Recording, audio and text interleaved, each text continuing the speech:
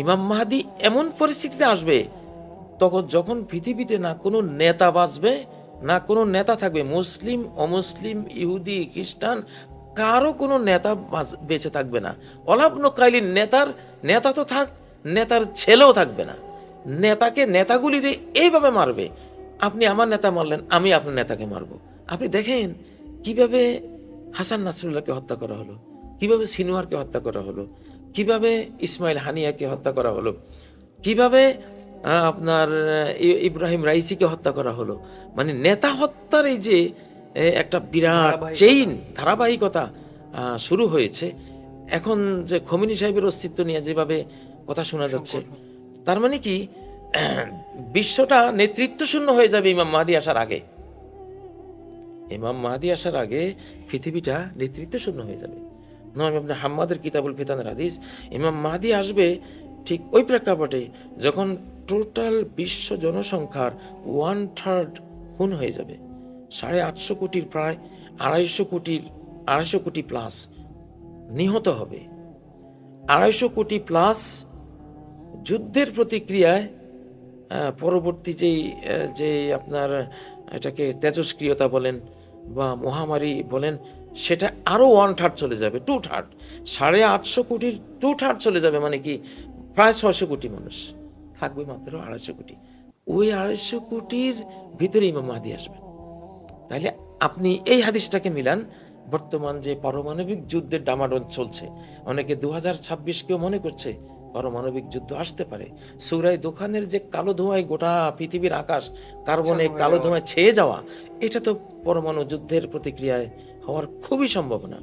আপনার সেই কথাটা টেনে আমি একটু বলতে চাই যে আপনি জানেন যে অতি সাম্প্রতিক সময়ে যে ইরানের যে সংকটটা, বিশেষ করে যুক্তরাষ্ট্র এবং ইসরায়েল, এই ত্রিমুখী একটা সংকট তৈরি হয়েছে এবং আপনি জানেন যে একটা যুদ্ধের আবহ তৈরি হয়েছে।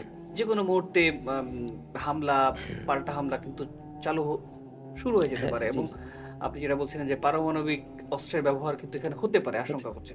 যদি সত্যিকার অর্থে এমনটা ঘটেই যায়, আপনি যেটা বলছেন ইরানের সাথে এই ব্যাপারটা হচ্ছে, যদি ব্যাপারটা ঘটেই যায় তাহলে বিষয়টা কেমন হতে পারে আপনার যদি একটু। এটা তো ভয়াবহ বিষয়, তবে এখানে পয়েন্ট কয়েকটা আছে। একটা হলো চীন তাইওয়ান, একটা পরমাণু যুদ্ধের সূচনা সেখান থেকে হতে পারে। আরেকটা আছে দক্ষিণ কোরিয়া উত্তর কোরিয়া, সেখান থেকে হতে পারে। আরেকটা আছে ইরান আমেরিকা ইসরায়েল, এই ত্রিমাত্রিক আরেকটা ট্রায়াঙ্গল, এখান থেকে হতে পারে। আরেকটা আছে ভারত পাকিস্তান, এখান থেকে হতে পারে। এখন শেষ পর্যন্ত আসলে কোথা থেকে যে এটা হবে সেটা তো আল্লাহ জানেন, কিন্তু হবে তো। তো এখন এই হলো অবস্থা। এখন আপনি ইমাম মাহাদির আলামত হিসেবে কিন্তু এই হাদিসটা একটা বড় ধরনের মাইল ফলক। এখানে আপনি যুক্ত করেন যে ইমাম মাহাদি আসার আগে সিরিয়ার যে বিপর্যয়টা ওইটা থেমে যাবে। অলরেডি 12 বছর ওদের ভয়াবহ পরিস্থিতি শেষে এটা এখন থেমেছে, এটাও একটা লক্ষণ। সিরিয়া ইয়েমেন জি সংকটগুলো কিছুটা মানে শিথিল হবে। আপনি ইরাক, জুন্দুন বিল ইরাক, জুন্দুন বিল শাম, জুন্দুন বিল ইয়ামান। ইমাম মাহদি আসার আগে মুসলিমদের 3টা বাহিনী 3 দেশে খুব শক্তিমান হয়ে থাকবে। তার মধ্যে ইয়ামানের একটা, হুতিদের যেটা দেখেন, সিরিয়ায় একটা, ইরাকে একটা, তো এটা তো আছেই। আরেকটা হাদিস যেটা আছে যে পারস্যবাসী আরববাসী 2 জাতি একটা বিশাল ধ্বংসযজ্ঞের মধ্যে পড়বে। হয় আরবরা আগে পারসিকরা পরে, অথবা পারসিকরা আগে আরবরা পরে। আপনি যদি এখন দেখি মিডল ইস্টের পরিস্থিতিটা, ঠিক ইরানের সামনে যেমন খড়গ, আরবদের উপরে তো সে একই খড়গ। কিন্তু তো এখন এইগুলো যে কোনো একটা তো ঘটবে, তো এটা ঘটবে ইমাম মাহদি আসার আগে। তাহলে এই একটা ধরেন হাদিস আপনি ইমাম মাহদির বড় আলামত হিসাবে দেখতে পারেন। আরেকটা আপনাকে বলি,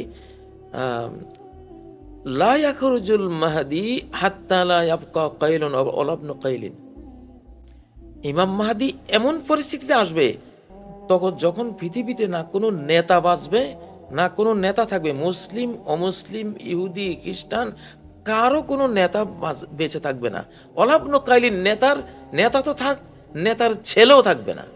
নেতাকে নেতাগুলিরে এইভাবে মারবে, আপনি আমার নেতা মারলেন, আমি আপনার নেতাকে মারব। আপনি দেখেন কিভাবে হাসান নাসরুল্লাহকে হত্যা করা হলো, কিভাবে সিনোয়ারকে হত্যা করা হলো, কিভাবে ইসমাইল হানিয়াকে হত্যা করা হলো, কিভাবে আপনার ইব্রাহিম রাইসিকে হত্যা করা হলো। মানে নেতা হত্যার এই যে একটা বিরাট চেইন ধারাবাহিকতা শুরু হয়েছে। এখন যে খোমেনি সাহেবের অস্তিত্ব নিয়ে যেভাবে কথা শোনা যাচ্ছে, তার মানে কি বিশ্বটা নেতৃত্ব শূন্য হয়ে যাবে ইমাম মাহদী আসার আগে। ইমাম মাহদী আসার আগে পৃথিবীটা নেতৃত্ব শূন্য হয়ে যাবে। তো এখন যদি নেতাদেরকে যদি এক রাষ্ট্র আরেক রাষ্ট্রের নেতাকে মেরে দেয়, তো এই রাষ্ট্র তো অবশ্যই সর্বশক্তি নিয়োগ করবে যে ওই রাষ্ট্রের নেতাকে কিভাবে মারা যায়। তো আসলে শেষ এটাই হবে, নেতৃত্ব দেওয়ার আর কেউ থাকবে না। ওই শূন্য স্থানে এসে ইমাম মাহদী গোটা পৃথিবীর নেতৃত্ব সামলাবেন। পরিবেশটা তখন তার অনুকূলে হয়ে থাকবে। একজন নেতা চাইবে গোটা পৃথিবীর সকল জাতি। তো সেই পরিস্থিতি তো আপনারা যদি নজর দেন বিশ্ব পরিস্থিতির উপরে, নেতা হত্যার, নেতাদের গায়েব হয়ে যাওয়ার যে একটা একটা সিস্টেম চালু হয়ে গেছে অলরেডি, এটা শেষ মাথায় ইমাম মাহদী। নেতা থাকবে না, মেরে ফেলবে। আপনি বাংলাদেশও দেখেন, হাদিকে কেন মেরেছে? ভবিষ্যৎ নেতা হতে পারে, মেরে দিয়েছে, ঠিক নয় কি? আপনার আরো তো অনেকের ব্যাপারেও এগুলো গুঞ্জন শোনা যাচ্ছে। এটা সারা পৃথিবীতেই এখন। খুব সুন্দর করে আমাদেরকে বুঝিয়ে বলেছেন। আপনার কথা অনুযায়ী বলতে যে মধ্যপ্রাচ্যে আসলে যে সংকটটা চলছে আর কি, সেখানে আমরা দেখি, যদি গাজার সংকটের কথা বলি, আমি এর আগে বললাম যে আরব শাসকদের আসলে নির্লিপ্ততা আছে এখানে। আসলে তারা কোনো ধরনের উদ্যোগী হয়ে এই সংকট সমাধানের জন্য এগিয়ে আসছেন না। আপনি আপনার বিভিন্ন বক্তব্যেও কিন্তু এই বিষয়টা তুলে ধরেছেন। আপনার বক্তব্যে আপনি আরব শাসকদের ভূমিকা নিয়ে কঠোর সমালোচনা করেছেন। আসলে বর্তমান যে প্রেক্ষাপট, এই প্রেক্ষাপট আসলে আরব শাসকদের কি করা উচিত বলে মনে করেন, বা কিংবা আমাদের মুসলমানদের কোন পক্ষ নেওয়া উচিত বা কি করণীয়, যদি আপনি বলতেন। মুসলিমরা এখন একটা মরাগাঙ্গে একটা বিশাল গণজোয়ার পেয়েছে, শতাব্দীর জোয়ার, সুদিনের জোয়ার বয়েছে এখন। 2024 পরবর্তী বিশ্বটাই যেহেতু মুসলিম মুখী, মুসলিমদেরকে আপনি বাংলাদেশকে যেভাবে জাতিসংঘ থেকে শুরু করে, নিরাপত্তা পরিষদ থেকে শুরু করে, আমেরিকা, চীন, রাশিয়া, ভারত, এই ছোট্ট পাকিস্তান, বাংলাদেশেরও যেমন এখন সবার একটা মানে মধ্যমণি, রাজনীতির অনেক গুরুত্বপূর্ণ একটা মূল কেন্দ্র না দেখেন। তাহলে মুসলিম উম্মাহ যে ইম্পর্টেন্ট উম্মাহ হিসাবে, জাতি হিসাবে গোটা বিশ্বকে লিড দিবে, আপনি শুধু বাংলাদেশকে চিন্তা করলে, বাংলাদেশের হাল অবস্থা দেখলে, যে গ্লোবাল যে পলিটিক্স, এটা বাংলাদেশকে কিভাবে আপনার গ্রাস করছে চতুর্দিক থেকে, এটা চিন্তা করলে কিন্তু আপনি খুঁজে পাবেন যার বিপদ যত বড় মাত্রার আসবে, যাকে মারতে আসবে সারা পৃথিবী, সে যখন এর এর প্রতিকার পাবে, প্রতিকার হিসেবে গোটা পৃথিবীকে পেয়ে যাবে, কারণ গোটা পৃথিবী তাকে মেরেছে। অতএব গোটা পৃথিবী তার হাতে আল্লাহ দেবেন। এই তো হলো ইমাম মাহদীর রাজধানী, 7 মহাদেশ শাসন করবেন এই চীনে বসেই। তো আবার আকাশ থেকে হযরত ঈসা আলাইহিস সালাম যেখানে আসবেন, তিনিই তো বসবেন। তাহলে সবাই কিন্তু এখানে শরিক হচ্ছে কেন? ওরা জানে এই গাজা আগামী বিশ্ব নেতৃত্বের মূল পয়েন্ট হবে, এটা আমরা হতে দেব না। তো তারা তো আল্লাহর সাথে লড়াই লাগিয়েছে এখানে। তো এটা তো পারবে না কোনোদিনও, কেউই পারে নাই। আল্লাহর সাথে যুদ্ধ করে কেউ পারে? তো এই জন্যই কিন্তু গাজাকে মারছে। তো গাজা কিন্তু পল্টে নেবে ইনশাআল্লাহ। আপনার কিছুদিনের মধ্যে দেখবেন যে গাজায় মুসলিম একটা প্রেক্ষাপট তৈরি অলরেডি হয়ে গেছে। আপনার পিস বোর্ড যেটা আমেরিকা যেটা পিস বোর্ডটা এটা করতে চাচ্ছে, আস্তে করে দেখবেন যে আমেরিকা এরপর আর থাকবে না। তাদের তো তাওরা কিতাবে আছে 80 বছর, 8ম দশকে তাদের রাষ্ট্রপতন হয়ে যায়। আসলে এখানে একটা মজার কথা বলি, যে জাতি নারী সম্ভ্রমকে অবমূল্যায়ন করে সেই জাতির রাষ্ট্র থাকবে না। কারণ নারী রক্ষার জন্য ঘর, কোরআনে আছে বুয়ুতিহিন্না, বুয়ুতিকুন্না, বাইতেহা, এই সর্বনামগুলি নারীর। নারীর ঘর, নারীরা তোমাদের ঘর, সে মহিলার ঘর। মানে ঘরের অস্তিত্বই হয়েছে তো নারীর জন্য।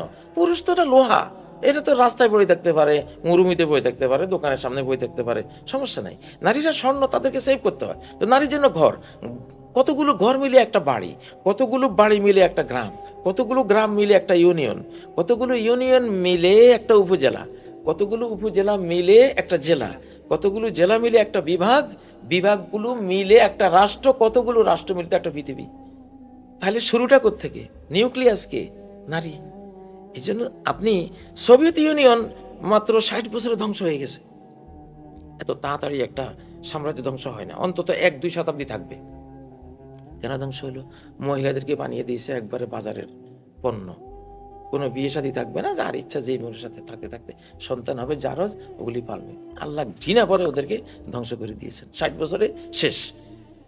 আচ্ছা, আপনি যদি দেখেন হযরত ইউসুফ আলাইহিস সালামের কাহিনী, উনি মিশরের রাজত্ব পেয়েছেন বেসিকলি জোলাইখা পরীক্ষায় পাশ করে। জোলাইখার বিষয়টাতে উনি পাশ করেছেন, যে জোলাইখার যে প্রস্তাবে তিনি নিজে সায় না দিয়ে সেফ রেখেছেন নিজেকে, নারী সম্ভ্রম রক্ষা করেছেন, সেই জন্য আল্লাহ ওনাকে পুরস্কার দিয়েছেন মিশরের খেলাফত। আপনি ইরান আফগানিস্তানের মেয়েদের অবস্থা দেখেন, সবচেয়ে বেশি পর্দা আফগানিস্তান, ইরান, এরা করে। ইরানকেও আল্লাহ পুরস্কার দিয়েছেন একটা ইসলামী সরকার, আফগানিস্তানকেও দিয়েছেন একটা ইসলামী। আর ইরান আর আফগানিস্তানের পরে বর্তমান রানিং পৃথিবীতে সবচেয়ে বেশি পর্দা করে বাঙালি মেয়েরা, বাংলাদেশ। এইখানেও দিব আল্লাহ একটা পুরস্কার দিয়েছেন অলরেডি। তো আপনি 1975 সালের ইতিহাসে যদি ঘাটেন, যে ডালিমের স্ত্রীর সাথে যে কেলেঙ্কারি, এমন হাজারো ঘটনা পর্দার অন্তরালে তখন ছিল।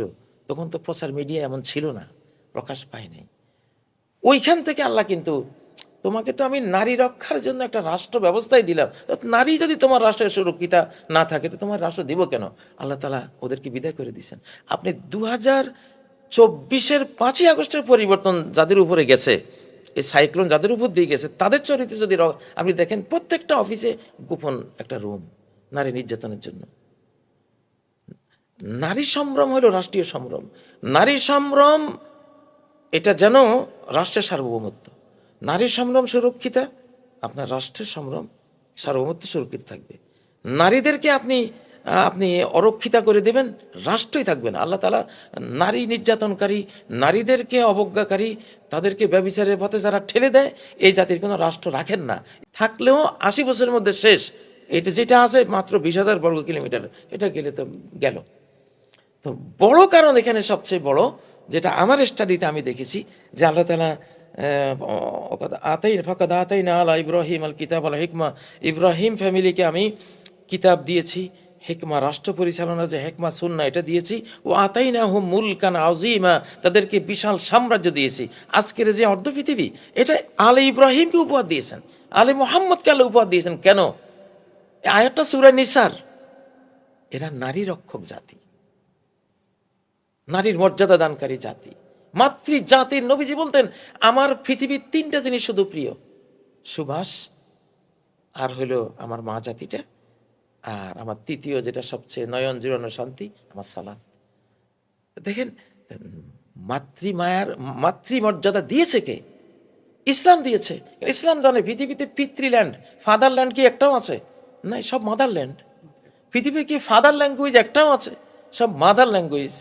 তো তাহলে মাদার ল্যান্ড মানে কি? এই ল্যান্ডটা, এই ভূমিটা, এই পৃথিবীটা মূলত এইভাবে সাজানো হয়েছে, এইভাবে ঘর দুয়ার রাষ্ট্রীয় কাঠামো দেওয়া হয়েছে কার জন্য? মায়ের জন্য, মা জাতিটাকে রক্ষার জন্য।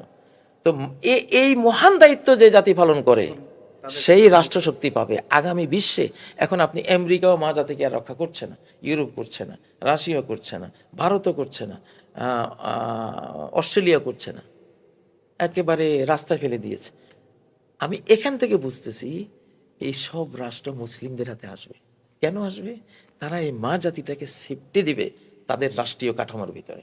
যে একটা তরুণী মেয়ে হাজারামাউত থেকে চলে যাবে, একেবারে সানা থেকে হাজারামাউত 1000 কিলোমিটার চলে যাবে, তার ভয় থাকবে শুধু তার বাঘ ভাল্লুক তার পশুগুলো খেয়ে ফেলে কিনা। এছাড়া তার সম্ভ্রম নষ্ট হতে পারে এমন কোনো ভয় তার থাকবে না। এই সেফটিটা যে জাতির দিতে পারবে আগামী বিশ্ব, সেই জাতির ইনশাআল্লাহ।